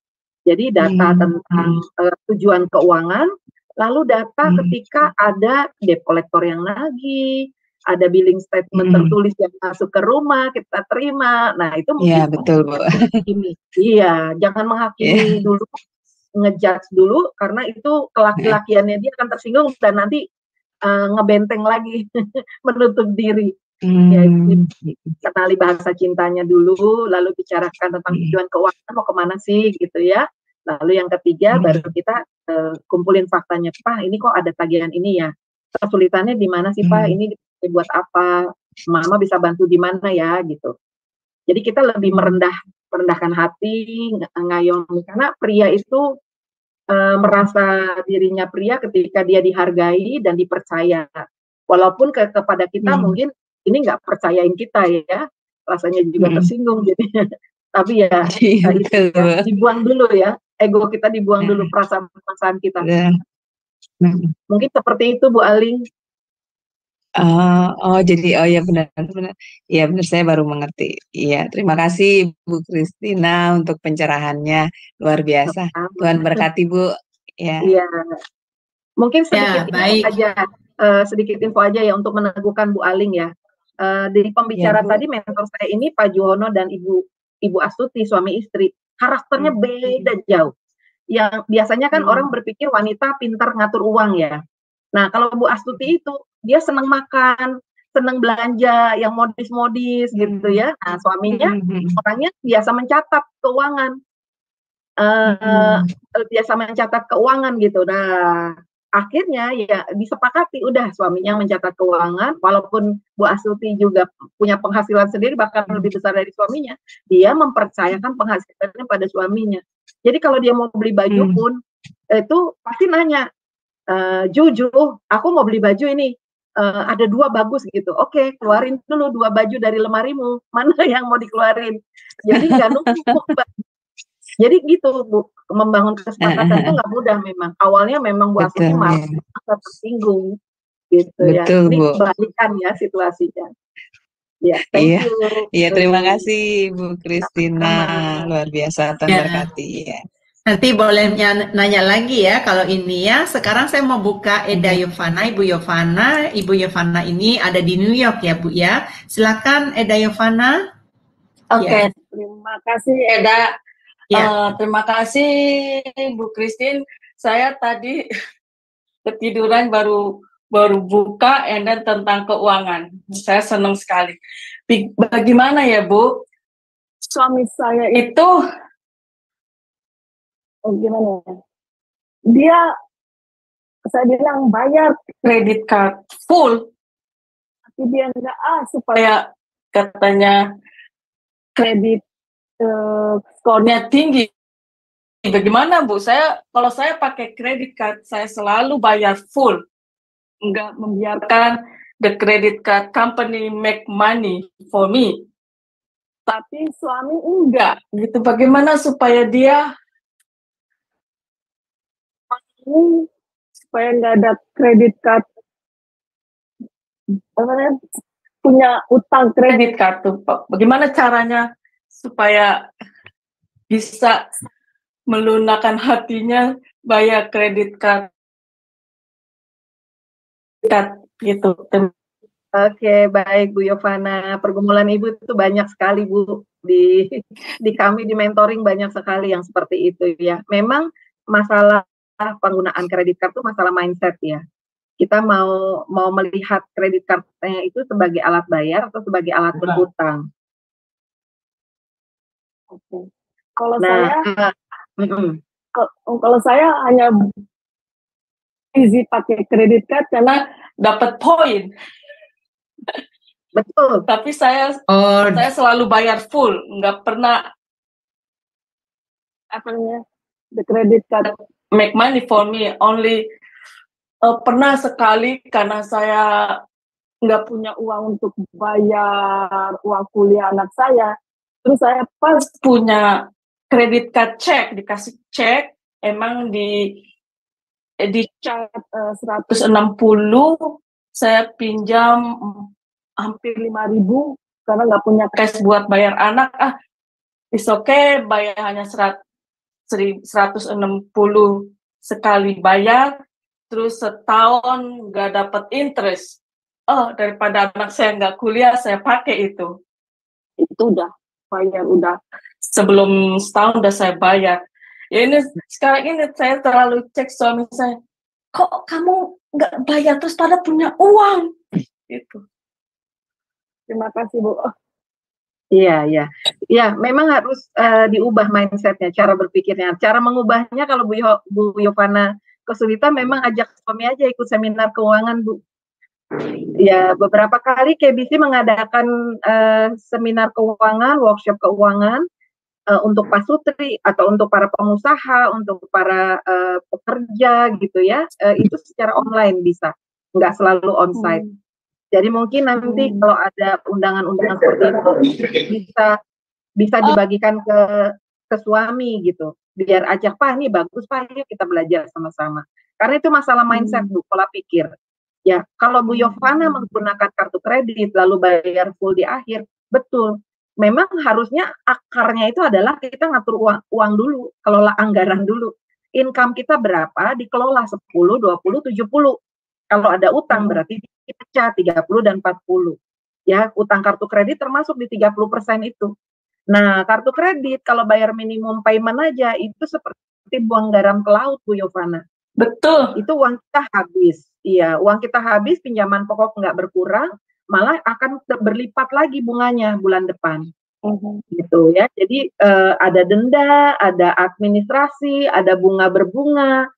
Nanti hitungannya, sayang datanya nggak bisa banyak-banyak kayak karena waktu terbatas. Jadi kalau di kelas mentoring tuh biasanya saya lampirkan tuh, kalau dengan uang 1 juta di tabungan biasa dengan bunga 1%, lalu kalau 1 juta itu dengan inflasi 8%, lalu investasi, lalu kalau utang kartu kredit dengan uang 1 juta itu 40 tahun kemudian itu bisa 11 miliar, Bu. Bunga berbunga kalau dibiarin. Iya. Jadi memang kadang-kadang ada cara yang lebih mudah begini. Ketika kita terima billing statement, hitung aja dulu penggunaan belanja dari kartu kredit berapa, realnya. Lalu tagihan bank itu berapa. Nah, bisa dilihat itu selisihnya, itu uang kita yang terbuang. Uang kita yang terbuang untuk bayar perusahaan bank gitu ya, bayar bank gitu. Uang kita masuk ke sana, sayang, seharusnya bisa buat pendidikan anak kita, buat persiapan dana pensiun kita nantinya, buat modal usaha barangkali. Nah, itu mesti asosiasikan cara berpikir kita, melihat selisih uang ini sayang nih. Kalau dipakai buat dihambur-hambur kasih ke bank gitu ya, kita bayarnya cicil sedikit-sedikit. Wah, itu bunganya bank malah seneng, Bu. Nanti pasti ditawarin top up. Gitu. Biasanya untuk pengguna yang cukup konsumtif, dia ditawarin top up tuh. Karena bayaran lancar misalnya. Ya, mereka akan tawarkan supaya makin terikat. Ya, memang seperti itulah cara kerja bank untuk produk kartu kredit barangkali ya. Tapi tinggal kita berhikmat di situ. Jadi untuk membuat suami berubah, menyadari apa tidak, memang pertama bahwa dia ajak dia ke seminar keuangan. Apa akibatnya? Saya punya salah satu peserta mentoring, seorang suami ya, seorang pria. Itu dia punya 38 kartu kredit, Bu. Wow. Nah, iya, waktu itu Bu Heni, Pak Wira, ya beliau dulu sebelum ikut mentoring dia udah pusing 7 keliling, tapi karena dia udah ketemu cara yang benarnya, wah dia sekarang udah bisa bebas, Bu, udah selesai utang kartu kreditnya. Karena selama proses di pandemi, dia melakukan yang 9 langkah itu tadi, termasuk mengecilkan rasa utang itu, negosiasi sambil dia fokus kerja, cari kerja. Dulu sampai dia saking pusingnya dengan 38 kartu kredit, dia berhenti kerja karena pusing, nggak bisa konsen, ditagih sana, padahal dia orang bank. Dia orang bank, ya. Jangan sampai tunggu masalah besar terjadi, Bu, baru bertobat. Bawa ke seminar keuangan aja, Bu. Ya itulah masalahnya itu ya, Bu ya. Kan di sini privacy. Jadi dia kreditnya through online. Saya nggak tahu berapa utangnya, saya nggak tahu. Ya itulah, kalau emang kalau saya gini, kalau saya kredit saya beli banyak dari penghasilan saya, mendingan saya nggak usah beli apa yang perlu. Ya, gitu dia. Ini sekarang, itu kayak sekarang ini saya bertambah hampir $500 untuk anak. Jadi saya tahu, oke, penghasilan saya segini, pengeluaran ini. Jadi saya beli hanya perlu yang saya beli, yang ibaratnya saya cut down makan luar. Saya bilang sama suami, saya nggak banyak uang lagi sekarang, habis $500 setiap bulan saya harus siapin. Jadi saya kumpul-kumpul anak-anak makan di luar, saya cut down karena saya nggak mau punya utang. No, saya orangnya gitu. Jangan the credit card make money on me. Itulah kalau saya udah tahu. Suami saya bilang, how much you have credit card? Saya bilang, tapi dia nggak pernah mau bilang. Tapi saya tahu dia punya itu.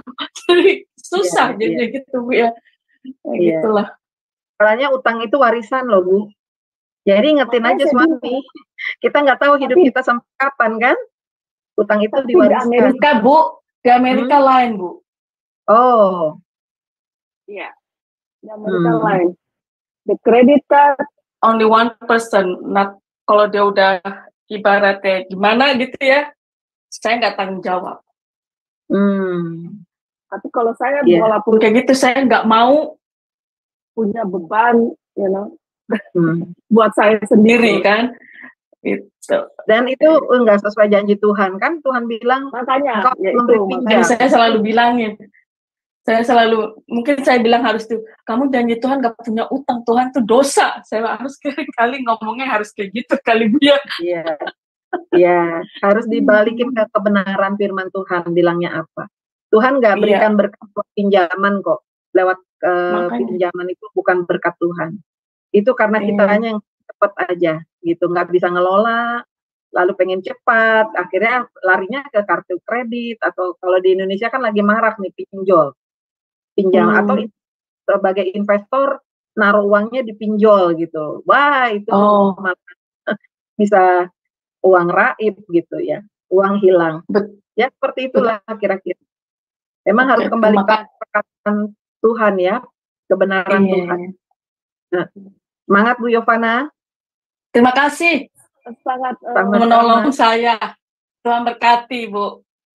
Ya, baik. Ya, luar biasa ya, Bu ya. Ternyata pengalaman, ya sama-sama Eda. Ternyata pengalaman hidup seseorang itu banyak ya. Nih, Bu, saya mau bertanya tentang tadi poin sedikit menjadi banyak. Tadi Ibu ada bahas 3 poin ya. Dan kemudian tadi Ibu sudah menyampaikan untuk rumus, ada rumus 10, 20, 30, 40. Nah, di sini saya menggelitik, Bu. Itu tadi yang poin pertama, Ibu berkatakan hidup berdasarkan apa yang Tuhan katakan, ya.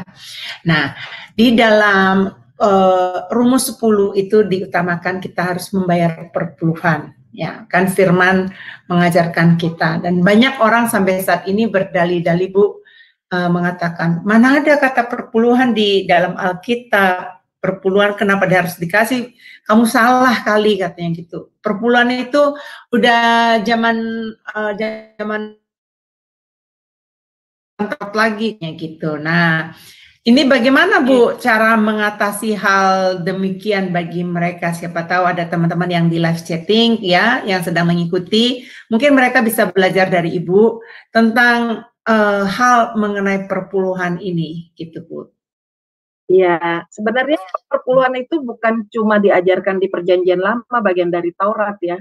Di Perjanjian Baru pun Tuhan bilang sama murid-muridnya kan, ketika ada mata uang di dalam mulut ikan. Mana yang buat kaisar, berikan pada kaisar, buat Tuhan, berikan pada Tuhan. Jadi sebenarnya ada persembahan yang memang diberikan untuk rumah Tuhan, bukan karena Tuhan miskin ya. Kita kasih persembahan persepuluhan itu kalau di Maleakhi itu kan dibilang dengan jelas ya, persembahan persepuluhan dan persembahan khusus. Ini baru persepuluhan aja, 10% dari 100% yang Tuhan udah kasih. 10 itu bukan dikasih ke Tuhan karena Tuhan berkekurangan, tapi untuk di rumah Tuhan. Ya supaya ada makanan dalam rumahku gitu ya. Artinya apa? Kita sebagai anak-anak Tuhan, tubuh Kristus, kita memperhatikan mereka yang melayani di rumah Tuhan. Nah, itu tujuannya. Sama seperti ketika Tuhan bilang sama Petrus, ayo itu gambar apa dalam mata uang itu, dinar itu? Kaisar, berikan pada kaisar. Yang untuk Tuhan, berikan untuk Tuhan. Itu bagian dari respon ya. Nah, ketika saya kekurangan dulu, ya waktu pilar keuangan saya benar-benar ambrol, ya, benar-benar ambrol, benar kacau keuangan saya belajar taat. Ya, kalau dilihat 10% dari uang saya saat itu, waduh berharga banget, bisa buat beli beras, bisa beli sembako ya, 9 bahan pokok, atau bisa beli buat bayar apa kebutuhan pakaian kah atau apa gitu ya. Tetapi saya mau belajar taat loh, ini cuma 10% kok dari Tuhan beri 100% yang Tuhan berikan buat saya gitu. Saya bersyukur dapat pekerjaan, saya bersyukur ada kesehatan, saya diberi kesempatan, nafas untuk bertobat gitu ya, mengenal kembali kebenaran. Jadi 10% buat saya itu bagian dari respon saya, terima kasih saya sama Tuhan. Waktu saya berkekurangan, saya beri 10%, tetap saya langsung sisihkan itu, nggak sisa.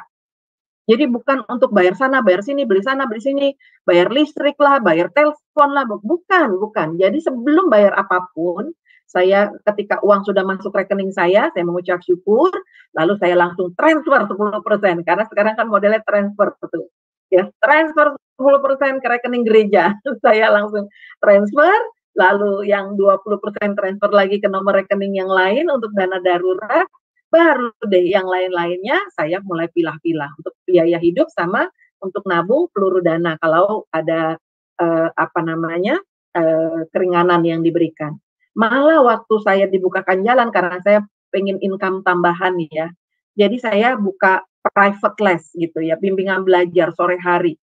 Nah, waktu private les pertama saya bilang sudah nazar sama Tuhan, kalau Engkau buka jalan, murid pertama yang memberikan uang les buat saya akan kasih sebagai persembahan sulung. Jadi persembahan sulung itu saya nggak ambil sepeser pun nggak saya ambil. Saya terima dari transferan orang tua murid itu, saya langsung transfer semua lagi untuk ke rekening gereja sebagai persembahan sulung. Itu saya lapor sama pemimpin jemaat bahwa saya memberikan persembahan sulung ini karena saya sudah bernazar sama Tuhan. Ya, Tuhan bukakan kok gitu. Kalau kita setia dari yang kecil, Tuhan percayakan hal-hal yang besar. Sampai hari ini ngalir terus itu, saya nggak berkekurangan. Dalam keadaan rekening 0 rupiah, di dompet tinggal 10.000 rupiah gitu ya. Ya saya tetap bersuka cita karena saya tahu Tuhan itu lagi siapkan berkat untuk saya. Jadi saya nggak perlu cemas, nggak perlu khawatir hitung-hitungan sama Tuhan gitu. Gitu Bu Heni, cara saya. Ya, saya setuju sekali Bu. Berarti kita harus mengutamakan pekerjaan Tuhan terlebih dahulu, ya, memberikan kepada Tuhan. Karena ada juga yang simpang siur di luar sana mengatakan, apabila kamu punya uang cuma segitu-gitunya aja, tapi orang tuamu sakit, saudaramu sakit, kamu memberikan kepada Tuhan, atau ini katanya, ya harus berikan dulu kepada orang tuamu.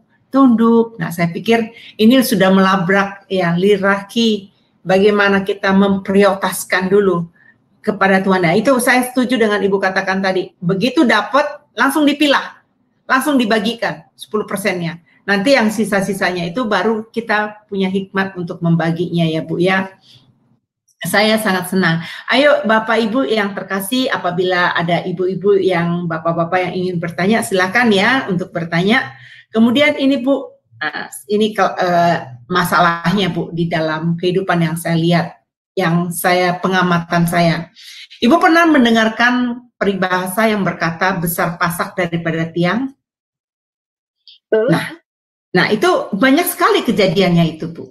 Sehingga untuk bergaya, untuk bergaya gitu, itu jadi ngutang Bu untuk itu.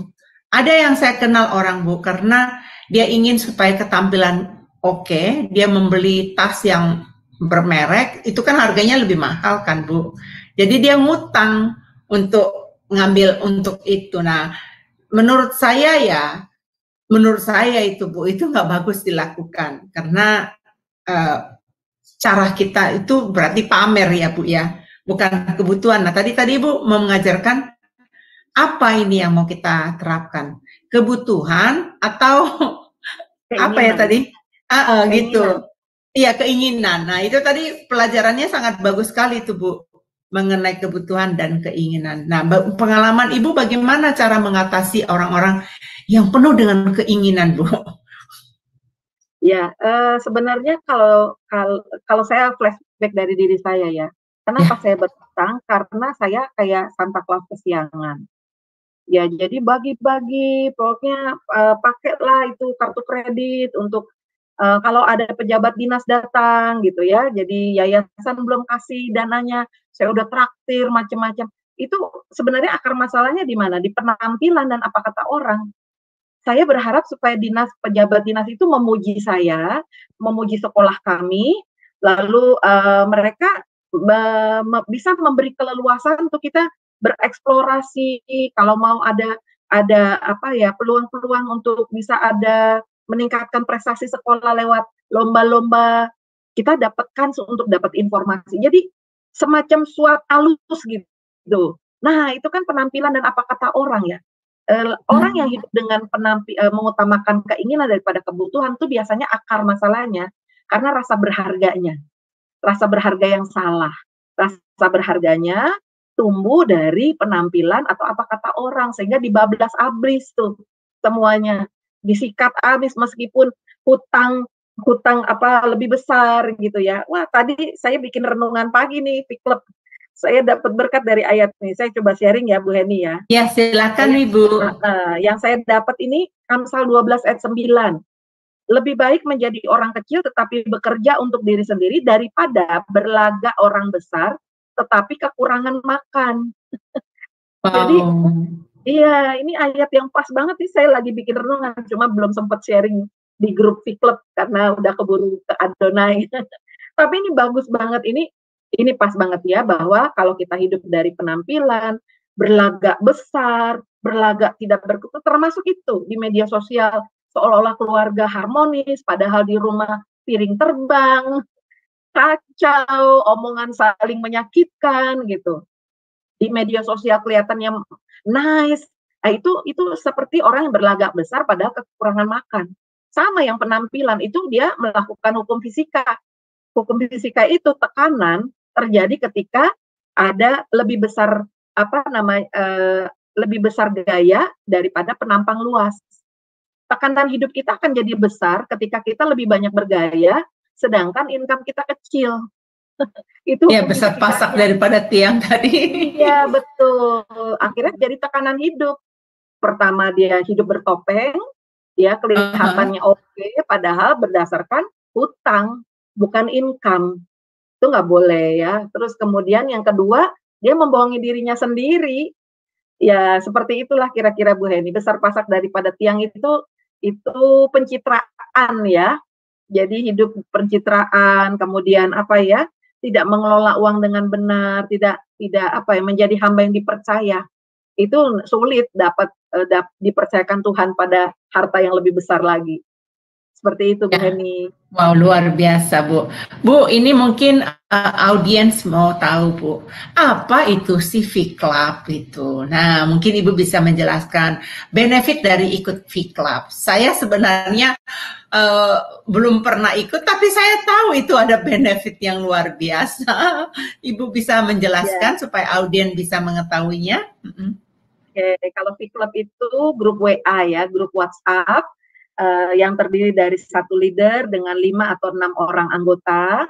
Ini grup untuk melatih disiplin merenungkan firman. Kita mau mempraktekkan apa yang dikatakan di Mazmur tadi. Mazmur 1 ayat 1 sampai 3. Ya, kita mau praktekkan bagian kita kan 1 sampai 2. 3 itu bonus. Tuhan yang perintahkan berkat kok. Ya, jadi 1 dan 2 itu yang kita mau praktekkan. Untuk belajar menjadikan perenungan firman itu sebagai kesukaan. Nah, kalau di Fit Club yang kami lakukan memang berdasarkan tema hari Minggu, khotbahnya tentang apa. Kita bahas di morning prayer, lalu ada kata kunci yang kita bahas by day juga dalam renungan firman. Jadi ambil kata kunci dari Alkitab Digital, kata kunci yang sudah ditetapkan, di-sharingkan leader, lalu itu yang menjadi ayat. Nah, kata kunci saya hari ini tuh kata kuncinya lebih baik, karena tema minggu ini kan, tema khotbah minggu ini, apa Bu Heni ya?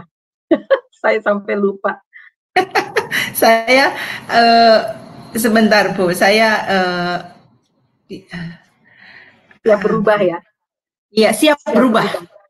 Siap berubah, ada kata kunci berubah dan ada kata kunci lebih baik. Nah, saya pakai kata kunci lebih baik, searching di ayat Alkitab, di Alkitab Digital, lalu kemudian ketemu ini Amsal 12 ayat 9. Nah, ini yang saya renungkan nih, Amsal 12 ayat 9.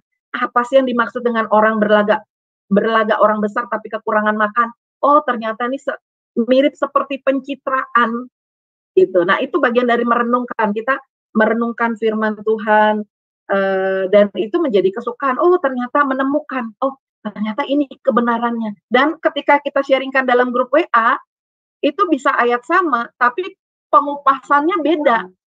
Cara pandangnya melihat tuh beda, dan kita diperkaya gitu. Banyak kali saya terinspirasi sih dari renungan-renungan seperti itu Bu Heni, dan itu ada disiplinnya. Jadi pakai poin, 1 renungan 1 poin. Yeah. Kalau 10 hari renungan 10 poin. Kalau nggak renungan berikutnya poinnya kembali 0, ulang lagi 1 gitu. Jadi harus disiplin ya supaya jangan kembali. Betul. Di sini di Zoom ini ada Bu yang sudah ikut Fit Club, namanya Pak Romi. Iya, Romi Tarigan. Iya, ini rajin dia VLT juga ini Pak Romi nih. Betul. Dulu saya bilang ke dia, ayo Bang, ikut ini Bang. Oh, mana linknya dikasih? Suka Bang. Oh, bagus sekali. Jadi nggak pernah absen. Betul, tapi betul. Dia udah 200 lebih. Silakan Bang Romi. Ya, shalom. Ya, terima kasih buat Bu Heni, ya Ceni. Jadi ya memang saya ikut dari PMP ini, dari Bu Heni ya, yang Ceni yang ngasih tahu ada link untuk doa pagi. Sebelumnya saya memang udah mengikuti doa pagi lebih dari setahun aja, ada 2 tahun, ada satu gereja besar. Cuma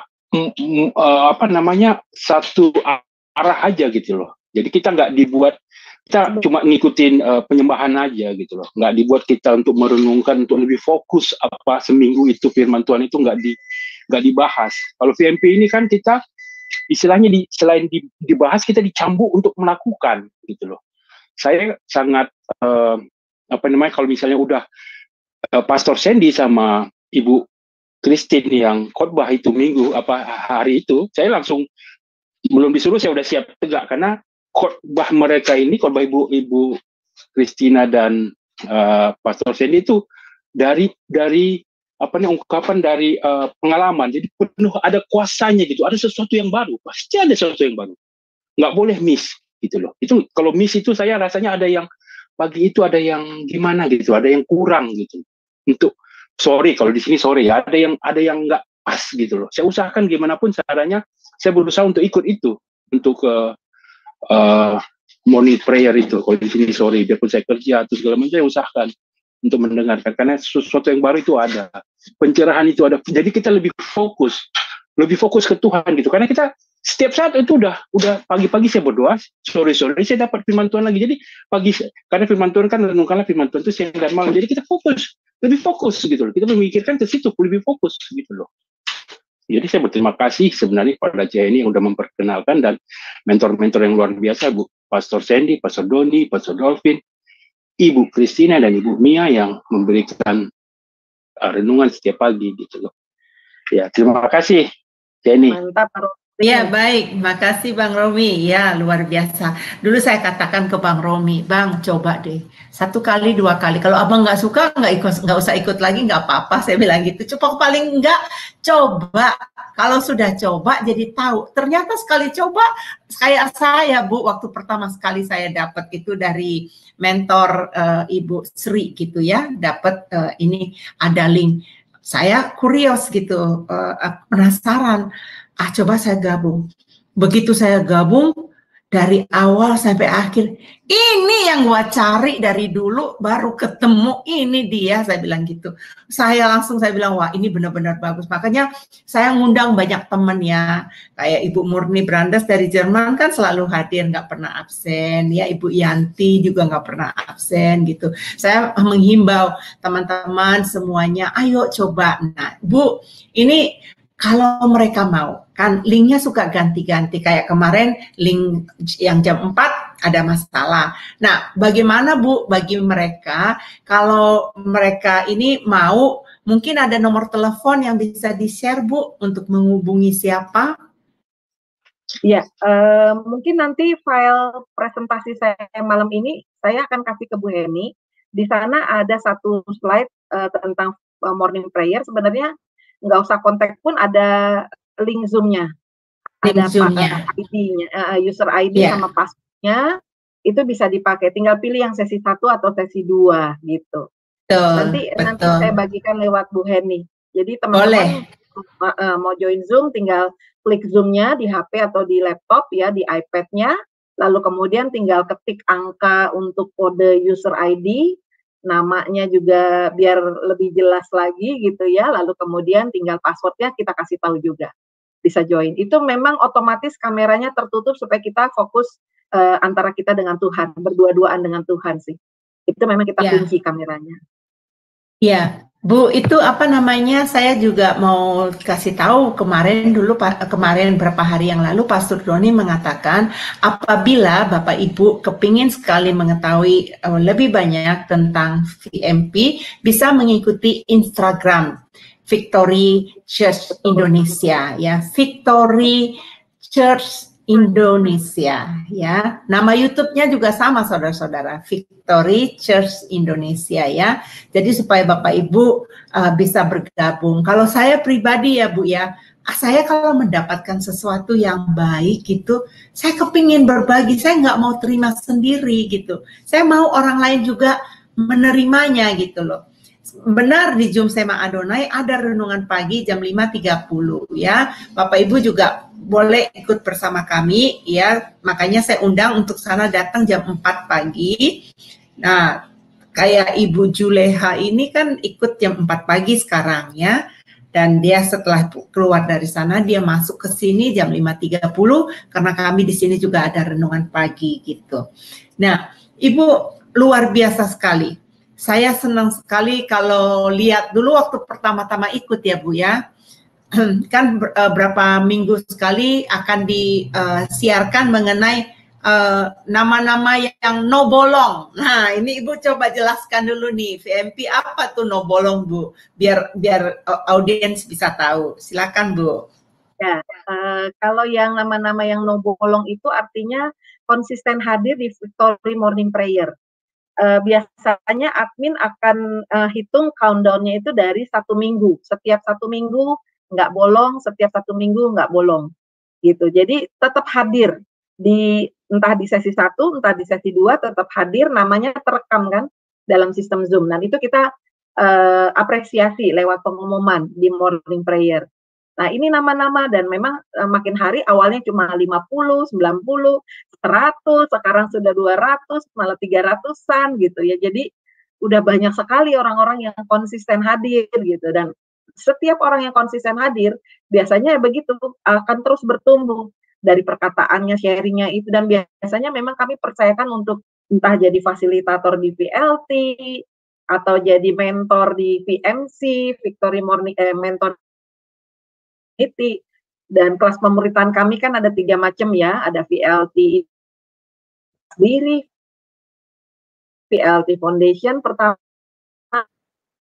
lalu kemudian VLT Morning Prayer. Ya, kita sebar itu mereka yang konsisten dan memang ada buah kehidupan, perkataan mereka juga banyak menginspirasi, memberkati. Biasanya begitu, yang konsisten tuh pasti sudah lebih dewasa, Bu Heni. Dewasa dalam rohanian, merespon juga udah lebih tenang gitu. Biasanya begitu. Iya, Bu, saya luar biasa kesaksian setiap hari kayak Ibu Imelda kemarin dulu dia ya. Wah, luar biasa. Saya bilang, wah hebat, saya senang. Setiap dengar kesaksian setiap hari, wah hebat, luar biasa. Saya angkat jempol, saya bilang gitu. Luar biasa. Jadi memilih ya, memprioritaskan ikut jalan Tuhan gitu. Karena ya maaf Bu, sekarang saya lihat di mana-mana, nggak di luar negeri, ya nggak di mana-mana, pokoknya itu untuk setiap anak-anak Tuhan memprioritaskan mana yang utama itu sulit buat mereka, sulit menanggalkan kedagingan mereka, Bu.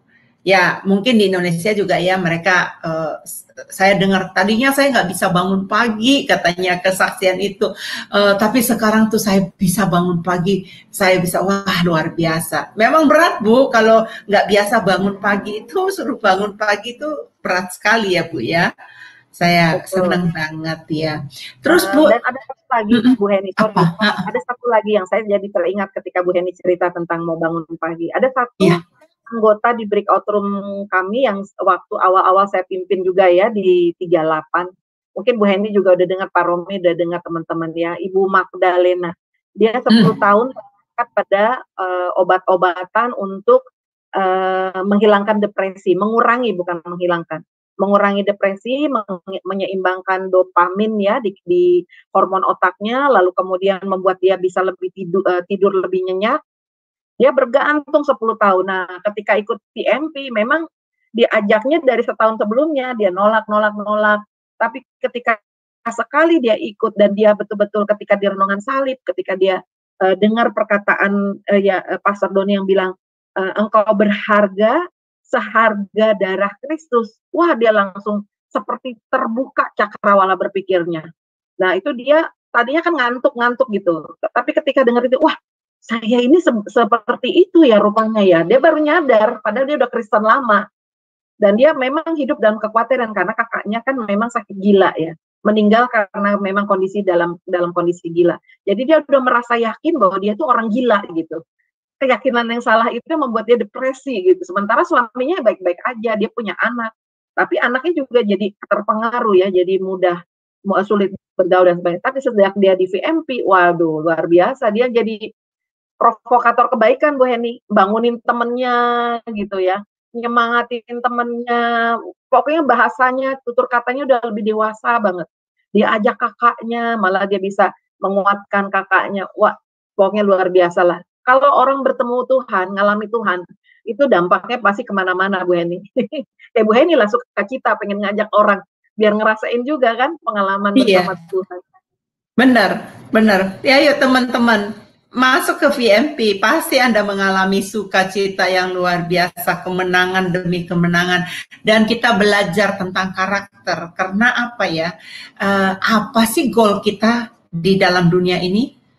Apa goal kita sebenarnya? Apakah Anda mau jadi kaya, sukses, ya, jabatan gitu? Enggak, itu enggak abadi teman-teman. Goal kita itu supaya kita agar bisa menjadi serupa seperti Kristus ya, segambar dengan Allah. Nah, disitulah tempat kita bisa diciptakan. Nah, itu Bu, saya bilang sama Pastor Doni kemarin, masuk VMP saya seperti mandi, bersih-bersih, ya, kuping saya, pikiran saya, itu saya semuanya. Kayak kemarin, belum lama ini saya sedikit ada tekanan, dan kemudian karena tekanan itu berat, kayak seperti menimpa saya, mau ngabisin saya gitu ya Bu ya. Saya cuman berapa menit aja saya ngomong sama Pastor Sandy, tante begini, wake up tante nggak sendiri, bersama Tuhan tante pasti sanggup melakukannya, pasti ini, jadi kayak terbangun gitu loh. Padahal pembicaranya cuma nggak lama, nggak sampai 10 menit, cuma ngomong di telepon karena Pastor Sandy juga mau ada pelayanan waktu itu kan, tapi itu sungguh membuat saya terbangun. Oh, Iya benar. Akhirnya saya jadi memperkatakan bersama Tuhan saya pasti sanggup. Padahal ayat itu hafal, Filipi bersama Tuhan pas hafal. Tapi karena begitu ada tekanan, jadi kayaknya yang kepikirannya beda. Tetapi dengan VMP ini benar-benar setiap hari itu dicerahkan, semakin kuat ya di dalam ini. Nah, Bu, saya ada dengar kesaksian. Saya sudah tahu, tapi mungkin audien. VMP ini awal mulanya bagaimana sih Bu berdirinya? Nah, salah satu Bu Christina ada di sana. Silakan Bu. Oke, baik Bu Heni ya. Jadi ceritanya memang cukup panjang. 2020 ketika awal pandemi di Indonesia terjadi, kita mulai awalnya memang saya kesaksian di YouTube ya. Ketika 2019 saya udah bisa menghadapi utang dengan cara benar, saya tidak lagi depresi. Lalu saya berproses di sana negosiasi. 2020 saya diminta mentor saya untuk bikin kesaksian. Bersaksi dulu di KBC, di Solusi TV, kemudian di jemaat kami, Victory Church Indonesia, lalu diupload di YouTube. Nah, dari YouTube itu memang ada permintaan banyak sekali untuk dibuka mentoring. Mereka pengen di-mentor. Akhirnya di tahun 2020 itu kami bukalah kelas mentoring. Nah, selama kelas mentoring itu kan kita menghadapi orang-orang yang stres, pengen nangis terus, pengen bunuh diri bolak-balik, belum lagi kalau ribut dengan pasangannya, atau ditolak pasangannya, ditolak keluarga, ditolak bosnya, dipecat, dan sebagainya gara-gara hutang. Juga yang di masalah keluarga. Tapi kami bisa handle waktu itu. Kami merasa kami bisa handle, ada konseling, itu Bu Sandy sampai konseling dengan mentor, saya juga dengan Pak Jono, kita harus Zoom, bolak-balik Zoom, konseling gitu ya. Tapi berjalannya waktu permintaan itu melayani domba-domba ini cukup banyak. Nah, tahun 2021, karena saya diminta bekerja oleh salah satu yayasan, saya nggak punya kesempatan banyak untuk melayani di mentoring. Mentoring memang malam, tapi siangnya saya membatasi konsultasi karena saya harus kerja kan, jadi di sela-sela jam istirahat. Akhirnya pada lari ke mentor yang lain, dan mentor yang lain juga sedang proses juga sebenarnya. Walaupun dibilang mentor, mereka kan lahir dari pengalaman yang ada, lahir dari murid mentoring juga.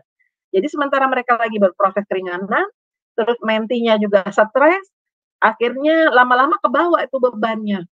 Nah, tahun 2021 bulan Oktober tanggal 13 persis, akhirnya salah satu asisten mentor saya, Kak Ira waktu itu, Irawati, lalu dia berinisiatif sendiri karena saya memang nggak mungkin karena saya harus pagi-pagi juga berangkat kerja, nggak mungkin saya melayani doa pagi. Saya bilang, Ira, kamu aja deh yang jalan gitu ya, di belakang layar memang. Terus Ira memang bilang, iya Bu, izin Bu, saya konseling udah nggak sanggup Bu, nih ibu-ibu udah urusannya suami-suami, sementara saya belum menikah. Akhirnya 2021 mulailah dengan kumpulan 4 ibu, 3 orang ibu dengan 1 Kak Ira, masih single ini.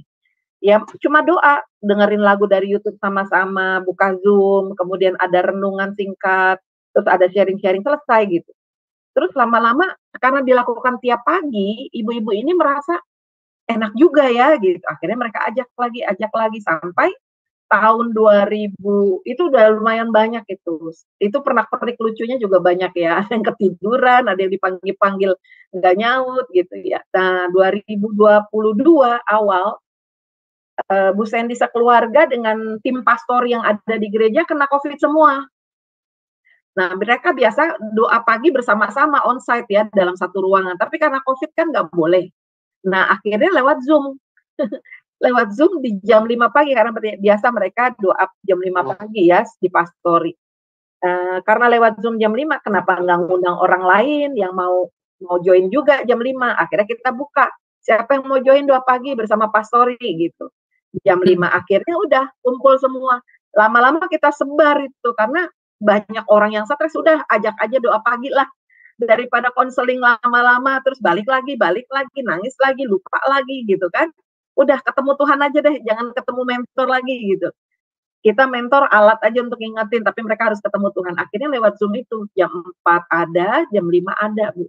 Dan berkembang, karena ya itu, ketika hadirat Tuhan hadir ya, dan memang yang ditinggikan adalah nama Tuhan, bukan personil siapa A, B, C gitu, tidak.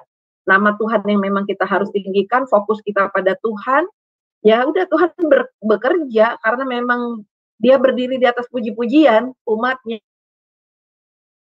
Gitu ya, jadi Tuhan bekerja di sana. Dan ya itu seperti yang tadi saya tampilkan ya, dari 2021 sampai Oktober 2022 itu jumlahnya udah 300-an, itu memang pertambahannya cepat banget. Tadinya kita pakai Zoom yang 100-an audiens ya. Kita pikir udahlah cukup orang-orang, nggak mungkin banyak orang yang mau doa pagi sama-sama gitu karena pada sibuk. Tapi akhirnya berkembang sampai 300-an, dan tahun 2022 sampai 2023 ini perkembangannya memang bertambah terus ya, sampai 500-an lebih. Seperti itu sih Bu Heni riwayatnya. Wow, luar biasa. Iya, jadi saya percaya audiens pasti bisa mendengarkannya ya.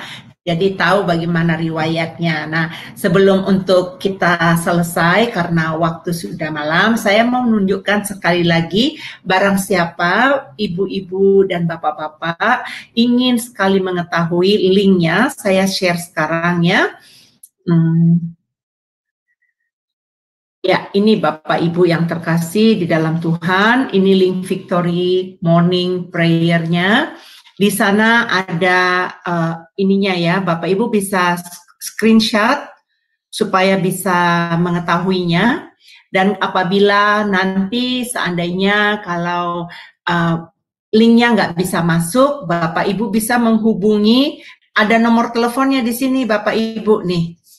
Tuh nomor teleponnya ya. 0813 5000 5834 ya, dan linknya ada di sini juga. Nah, sekarang saya tenangin begini supaya Bapak Ibu bisa men-screenshotnya. Nah, ini Bapak Ibu ya, bisa diambil supaya Bapak Ibu bisa screenshot. Saya mengundang dan mengajak Bapak Ibu bisa join di VMP karena percaya Bapak Ibu pasti akan diberkati. Baik, saya stop dulu ininya.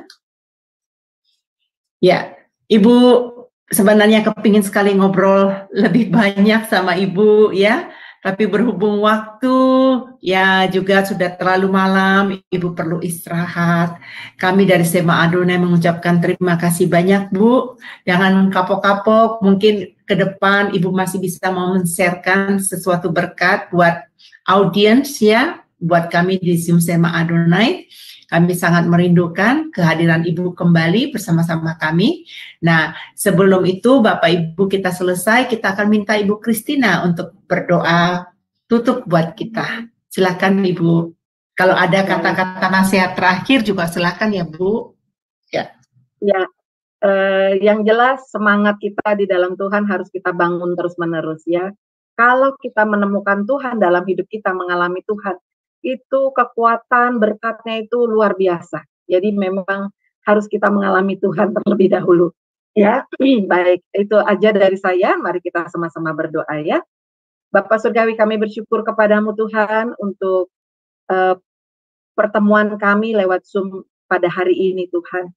Biarlah setiap pengajaran yang boleh kami terima dengan pengurapan Roh-Mu yang kudus itu tertanam dalam pikiran kami. Dan dengan pertolongan-Mu Tuhan, kami mau mempraktekannya dalam kehidupan kami. Sehingga kami bukan saja menjadi pendengar-pendengar yang baik, tapi kami juga menjadi pelaku firman-Mu. Engkau menyediakan kelimpahan berkat-Mu di dalam firman-Mu. Oleh karena itu kami mau belajar tunduk dan taat pada apa yang Tuhan katakan. Dan kami mau menjadi hamba yang bisa dipercaya, pengelola yang baik.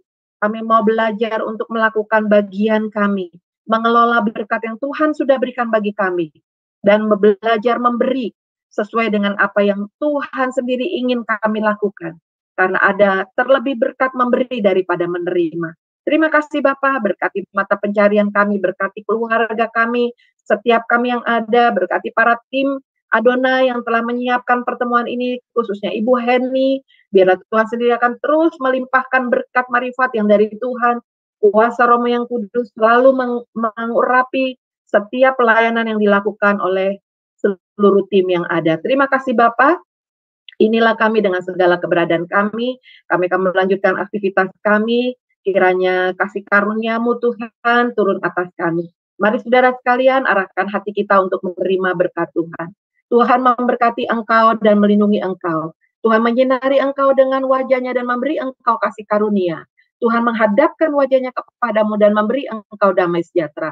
Kiranya kasih karunia dari Allah Bapa, Putra dan Roh Kudus menyertai-Mu dimanapun engkau berada, dan lewat hidupmu banyak orang diberkati dan memuliakan Tuhan di dalam nama Tuhan Yesus Kristus. Kami terima berkat Tuhan atas kami, dan kita semua yang percaya sama-sama katakan amin. Amin, amin, amin, amin. Terima kasih Ibu Surya, Ibu Kristina ya. Baik, Bapak Ibu yang terkasih di dalam Tuhan, dengan senang hati kami mau ingin mengatakan apabila Bapak Ibu bertumbuh di dalam Tuhan, itu kami sangat senang.